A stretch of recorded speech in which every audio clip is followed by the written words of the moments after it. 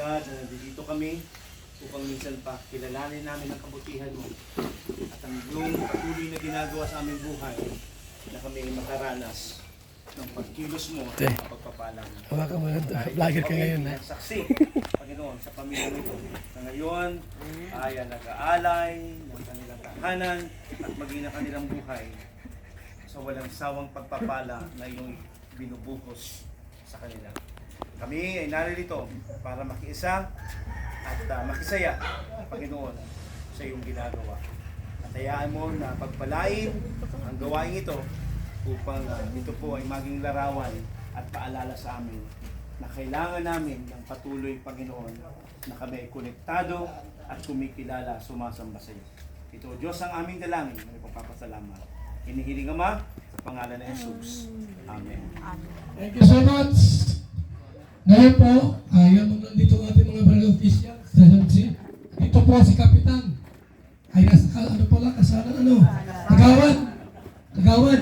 Kagawad. Opening remarks, Kagawad.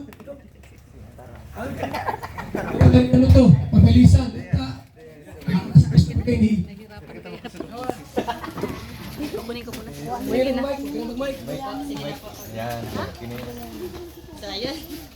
Magandang tanghali na po sa ating lahat. Ngayong araw ay ang blessing ng bahay ni Dr. Love. Nagpapasalamat po kami on behalf ng barangay ng aming punong barangay, si punong barangay Alexander Madrones. Nagpapasalamat kami dahil kami ay naging bahagi ng blessing na ito ng bahay ni Dr. Love. At sa mga kasama niya sa Kalingap, kay Kuya Bal, maraming salamat po. Sana ay bilang kayo ay nandito na sa aming barangay, nagpapasalamat kami dahil sila ay naging, kumbaga, hindi sila naiiba, naging kabahagi sila sa ating barangay. Kahapon nga po, sabi ni punong barangay, nagkasabi po kasi ang kasalan ng isa sa anak ng aming kagawad. Sabi niya, hindi makakapunta sa kasalan, maghati-hati na lang tayo. So kami po ang naatasan na dito. Sila naman po ay doon sa kasalan. Kaya, yun lamang po ay bilang opening. Ngayon po ay nagpapasalamat kami sa pagkakataon na ito. Kasama ko po si Kagawad Matias Soria, ang tanod, secretary, ang aming kumbaiw. Yun lamang po. Thank you. Salamat po sa mga specialist po ng barangay Taysan. Sapagkat kahit kabihin ninyo, ay nandiyan kayo palagi para suportahan po. Okay po. So, tawagin natin ang gwapong-gwapo na si Dr. Love para magbahagi sa atin ng kanyang ano yung salubin mo, sir. Mayroon pa tayo yung kambing ngayon. House blessing. Ay. Hello. Magandang hapon po sa lahat. Sa Tiga-tigaan mo lang. Hello. Hindi, kasama. So, magandang hapon po sa ating lahat. Sa magandang gabi sa lahat ng mga viewers po. Sa hapon po ito ay ako po ay nagpapasalamat ng lubos.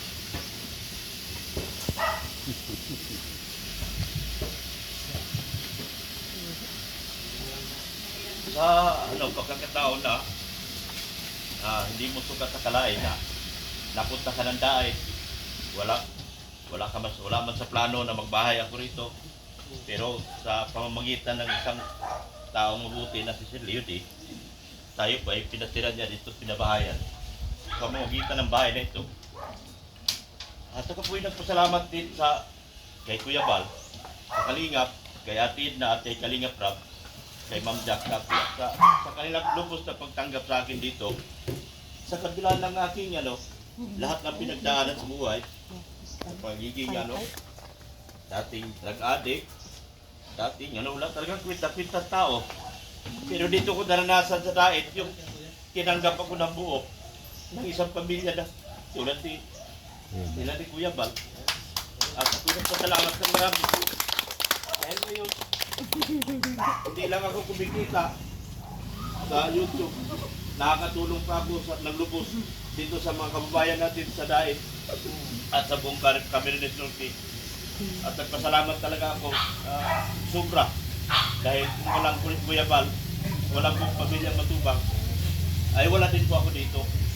At thank you so much sa aking pamilya na ulit-ulitin ko kung sabihin sa inyo, sa Daet ko lang muli na buo ang aming pamilya. Sa sira ko, ako dyan din nagsira sa kanila noong panahon. Nagkakaso-kaso ako, kalaban ko, asawa ko lang din. Nakulong ako. Nagpakulong sa akin, asawa ko lang din. Kaya ganun kasarap ang buhay na pinagdaanan ko. Sa kabila na napakahirap na pagsubok sa buhay, ito nagtatagumpay at napagtagumpuyan siya ng lahat. At salamat po talaga kay Sir Leo din, sa mga sponsors, sa buong NC community at sa buong Team Kalinga. At sa aking pamilya, kay Mrs. Love, sa nag-iisa kong anak. Salamat din sa mga bayaw ko, sa mga kapatid ko, sa mga hipag ko. Salamat sa muli yung pagtambak sa tanggap sa akin. Thank you so much. Mabuhay sa lahat.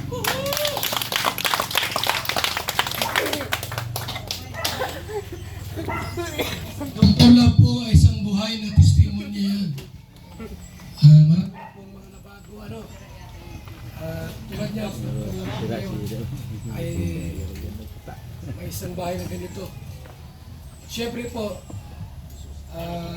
sama-sama tayo na ihandog, i-bless itong bahay po ni Dr. Love. Nakalak yan. Hilak mali pa din. Pero bago ang lahat, meron tayong bisita po para kita pa, ano po, no? Total, kahit maga pa naman, pang alas 5, kahit ilang minuto lang para mag-share sa atin ang ating Bishop Rodel ng about dito. Okay? Ano? Saan si Padi? It's a privilege po na ma-invite here. Hindi ko alam dito kami pupunta. But wala pong aksidente kung saan tayo dinadala ng Panginoon. Lahat po may purpose. At kami po ay andito para sa isang malaking project for pamimigay ng gift sa mga bata for transformation for the cause. And galing po kami ng Naga and pinatira kami ni Sir Bal. Talaga namang yung puso niya, no? Kung yung ginagawa niya, hindi siya talaga aksidente na kinokonek niya tayo para sa mas malawak na gawain sa Panginoon.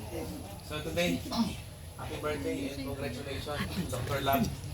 So, kaya tinatanong ko nga, ano kaya sa akin, Dr. So, anyway, so double celebration at kung ano-ano pa. At today, it's a house blessing. Sabi ng salita ng Panginoon, unless the Lord will build His house, the workers will go in vain. Ibig sabihin, lahat ng meron sa atin ay pagmamayari ng Panginoon. Ano man ang mga gawain mo, yung effort mo at lahat ng bagay, kung hindi natin ina-acknowledge ang Panginoon sa mga ginagawa natin, mawawalan din po ng saysay ang lahat ng bagay. In fact, kahit anong gawin mo, lahat po ng bagay sa mundo ay nawawala, nasisira. Pati ang buhay natin, lahat. Success, failure, kalungkutan, kasiyahan, lahat po ay temporary. Kaya lahat ng bagay na ginagawa natin, we need to connect sa eternal na ating Panginoong Jesus. At kung ano yung sinasabi niya na unless ng isang bahay ay merong blessing ang Panginoon, walang kwenta po yung bahay na yun. Alright, so today, ina-acknowledge mo natin ang presensya ng Panginoon, una sa buhay ng bawat isa, at ang presensya ng Lord dito sa bahay na ito. Hindi ko po alam ang kwento, paano po ito na-build. Kami po ay walang sariling bahay. 30 years na po kaming nagre-renta. Tapos, nababalitaan ko na may nabibigyan ng bahay, tapos si Sir nakagawa ng bahay. And what's a blessing? Kung ikukumpara ko po sa amin, parang papaano, wala kaming capacity na gumawa o magpatay ng bahay. O bumili naman na ng lupa. Meron po kami nasa paso. Marami po kami pasong lupa. Pero yung ganito, wala. Kumbaga meron akong banal na pagkaingit. Na sana sabi ko, sana meron. Pero it's a blessing na magkaroon ka na ng ganito, ay pagpapala na siya. Now, kung ina-acknowledge mo na kami nga wala, nagpapasalamat ako sa Panginoon, how much more yung meron? Kuha niyo po. Tama po? That the Lord is bringing us not on material things, kundi bumabalik tayo sa Kanya at wala nang iba. Again, sabi ni Solomon, ang lahat ng bagay ay walang kwenta. Trabaho, yaman, lungkot, problema, lahat ng bagay mawawala at walang kwenta. Pero ito lang sinasabi niya, pagkatapos sa kanyang statement, lahat ng bagay walang kwenta, pero pag ginawa mo para sa kalooban ng ating Panginoon, magkakaroon ng mas malalim na kwenta. So ang challenge ko ngayon, itong bahay na ito, since marami siyang kwento, sa gate, sa door, sa CR, lahat, marami siyang kwento. Siguro kung tatanungin ko si Dr. Love, meron siyang kwento sa bawat poste sa pagpapagawa nito. Malalim kanyang kwento. Pero mas magandang kwento na magagamit ng bahay na ito para sa kalooban ng ating Panginoon. Kung ano yung ginawa ni Sir Val kay Dr. Love, malamang ipapasa rin Dr. Love sa ibang tao at makakatulong pa sa mas maraming tao. At yan po ang kalooban ng Panginoon. Yung daanan ka ng pagpapala para maiangat naman yung buhay ng iba. At yan din po ang gusto ng Panginoon sa bawat isa. Na ang buhay natin sa mundong ito, kung makikita mo pahirap ng pahirap, tandaan mo, iba ang ekonomiya ng Panginoon.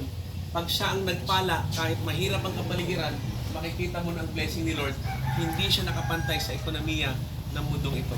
So whether may bahay ka, like sa amin, nagrerenta ng buong buhay namin, at least meron tayong Diyos na nangangako at nagsasabing, kahit anong meron ka o wala, basta may Diyos ka, sulit at buong buo ang buhay natin.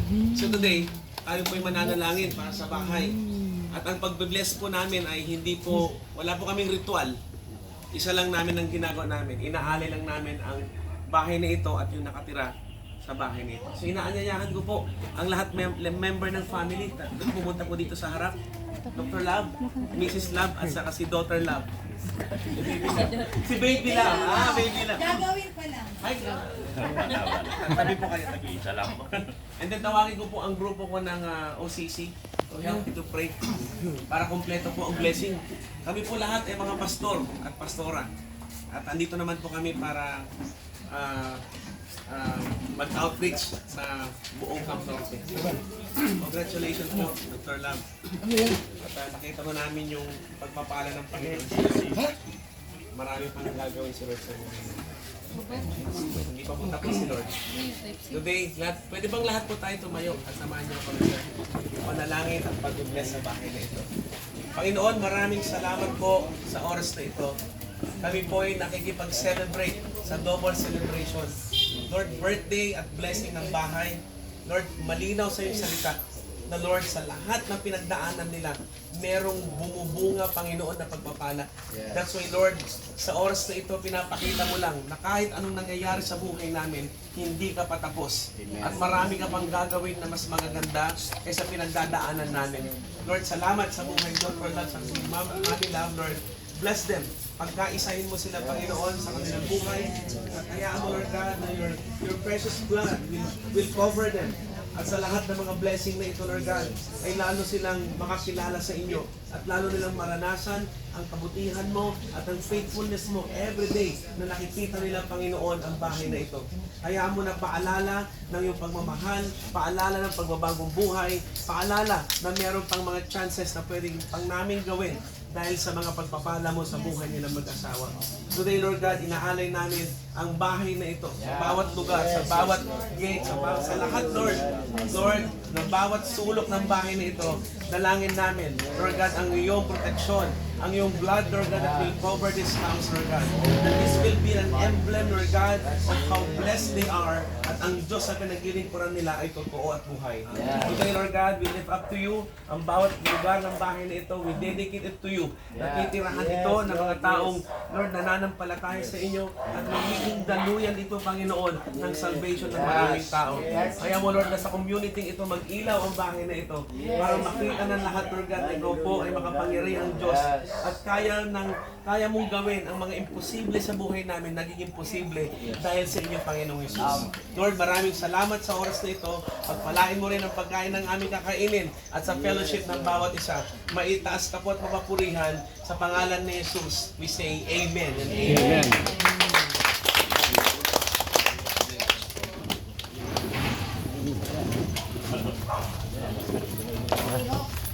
Ano yung mic? Tapos? Tapos lagi libre yun. Para sa kanya mensahe po para sa ating lahat. Dati, kwento mo rin kung paano ka naging ano dito. Magandang una po, salamat po sa Panginoon sa oras na ito na magandang panahon po na binigay ni Lord. Thank you, Lord. Tapos kay Kuya Bal, Ama ng Kalinga po, thank you po. Kahit sobrang busy ni Kuya Bal, nagbibigay po siya ng oras para sa dito po sa gawain ito. At saka nagpasalamat po ako kasi akala ko si Kuya Balang, ang dami po pala na hindi namin inaasahan na ang dami po mga pastor kami ngayon na bisita.